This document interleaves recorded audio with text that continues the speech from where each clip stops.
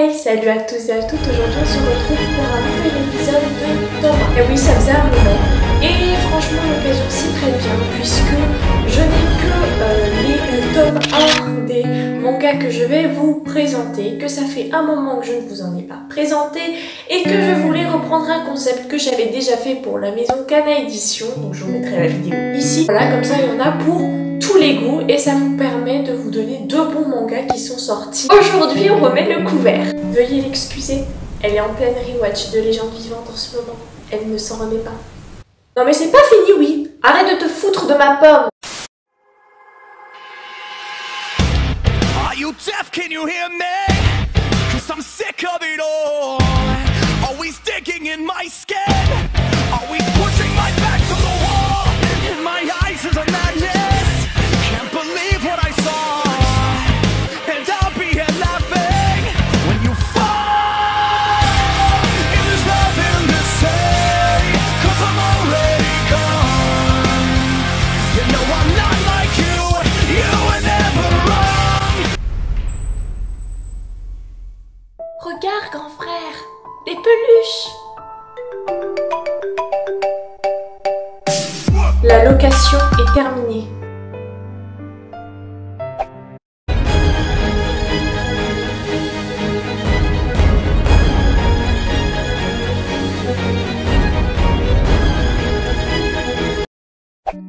Frère à louer, ou Rental Oni-chan en japonais, est une série chez Delcourt Tonkam qui est en 5 tomes ou 3 tomes, elle est en cours en tout cas. Elle est faite par Ako Ichiro de base sur internet et du coup c'est le premier manga de sa carrière et en France il a fait grand bruit. De base c'était un manga pour internet mais il s'est fait repérer par Square Enix et du coup sa carrière a été lancée, donc c'est bien le premier manga de Ako Ichiro. Kanami vit seule avec son grand frère, tous deux sont meurtris par le décès de leurs parents et par contre ils n'ont absolument pas la même façon de le gérer.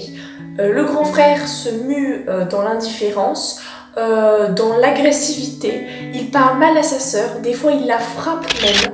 Et alors que elle ne veut que le soutien de son grand frère, elle est très jeune, elle a perdu ses parents, il ne lui reste plus que lui dans sa famille, elle vit vraiment très mal. Suite à la mort de ses parents, chacun a une partie de l'héritage et elle va utiliser ses économies pour louer un grand frère, en gros, pour faire tout ce qu'elle n'aura plus jamais l'occasion de faire avec ses parents et tout ce qu'elle n'aura plus l'occasion de faire, en tout cas pour ce premier tome, avec son frère puisqu'il la traite super mal.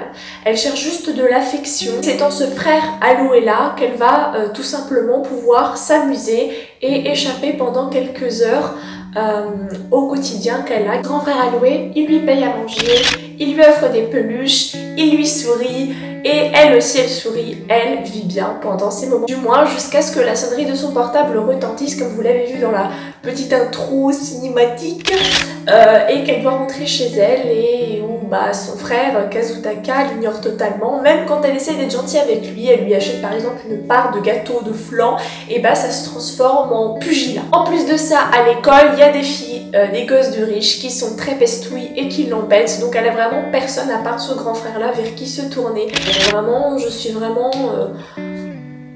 Je sais pas comment elle fait cette petite, elle est vraiment trop mignonne, je ne souhaite ça à personne. Le fait qu'elle soit livrée comme ça à la douleur et à la solitude, ça m'a transpercé le cœur. Et sa relation avec son frère, avec qui elle s'entendait très bien auparavant, s'est complètement dégradée et ça c'est encore plus triste. Donc vous l'avez compris, même si la méthode peut sembler choquante, Kanami cherche tout simplement à combler le trou béant de son cœur et c'est clairement tout à son honneur, même si au premier abord, est-ce que ce frère alloué en fin de compte ne serait pas en train de profiter de la petite fille, de son désarroi, mais au final on se rend compte qu'il est très sympathique et que justement au départ il ne voulait pas accepter l'argent que cette petite lui donnait, il voulait vraiment le faire parce qu'il appréciait la petite et qu'il était triste pour elle, mais elle l'obligeait à prendre l'argent tout simplement parce qu'elle se sentait mal de lui demander ça et de rien lui donner en retour, ou peut-être c'est pas vraiment explicité comme ça mais moi je pense peut-être qu'elle se dit que s'il ne donne pas de l'argent c'est plus un service, et si c'est plus un service, elle remplace son vrai frère, et donc si elle remplace son vrai frère,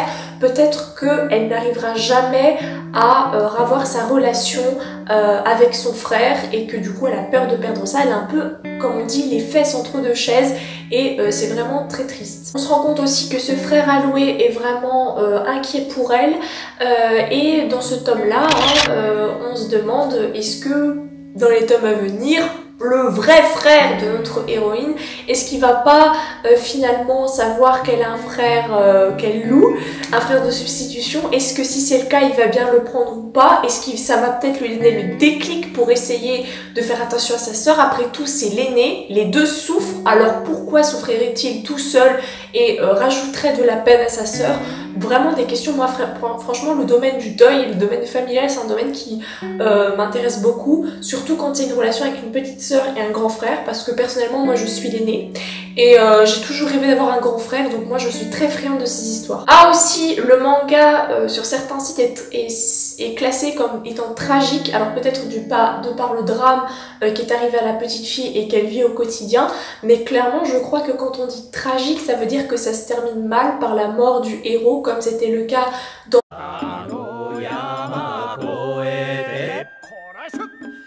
ça se termine mal par la mort du héros, comme c'était le cas dans Vampire Knight ou dans Death Note. Je spoil personne. Mais j'espère que ce sera plutôt de la tragicomédie, c'est-à-dire qu'au final ça se terminera bien. Je veux qu'elle soit toute brûlée. C'est mon premier et mon dernier vœu. Promets-le-moi, Loki. Promets-le-moi, Loki.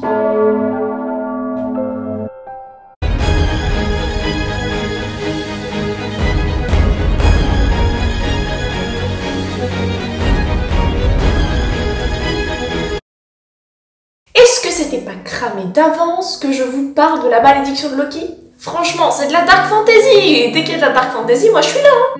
Ainsi font les petites marionnettes. On suit l'histoire de Essia, qui est une petite fille qui vit dans un orphelinat et qui a un meilleur ami qui s'appelle Loki. Elle adore peindre et un jour elle n'a plus de peinture et donc elle peint avec son sang. C'est tout à fait normal ça, effectivement. Est-ce qu'elle va bien la gosse?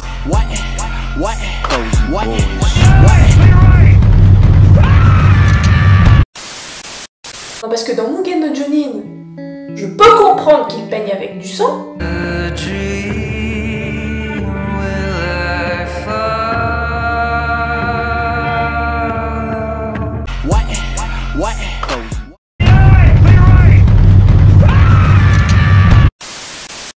Pas fini de le regarder, donc je suis toujours en mode tresse, mais là je ne comprends pas. Bref, passons, ce n'est qu'un détail, ou pas, en fin de compte c'est carrément le centre de l'histoire. Cette petite peint avec le sang et elle se rend compte que quand elle peint, ses tableaux prennent vie.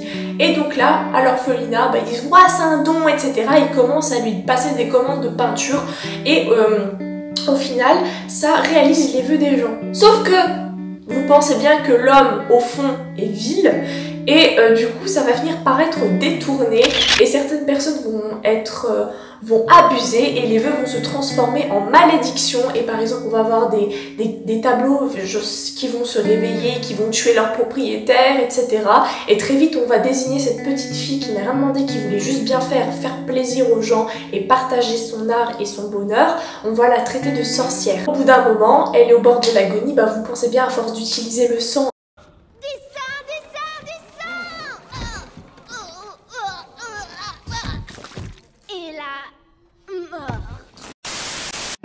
et puis forcément, ceux qui dirigent l'orphelinat, on sait tous que les prêtres, ce sont les premiers à être un petit peu avares, etc. Et ils vont faire attention à elle simplement parce qu'elle a ce don-là, donc c'est un business. Ils vont pas arrêter de lui faire des commandes, de pomper son sang. Donc la petite, elle est jeune, elle est déjà fragile, elle va se vider, elle va finir par être très malade et mourir. Et avant de mourir, elle va dire à Loki de détruire toutes ses peintures, et c'est ce qu'il va faire pendant 100 ans. Il va errer sur Terre et il va essayer de détruire toutes les peintures. Clairement, je ne sais pas comment ça va finir. S'il doit détruire toutes les peintures, vous verrez dans le manga, mais en vérité, Loki est un dessin de base. C'est son meilleur ami, elle dessine sur une feuille et au final, il a pris vie avant qu'elle ne meure. Donc s'il doit détruire toutes les œuvres, peut-être que lui, à la fin, il se tuera. je ne sais pas, c'est une piste à suivre. C'est de la dark fantasy aussi, donc on peut pas s'attendre forcément à ce que ça termine bien.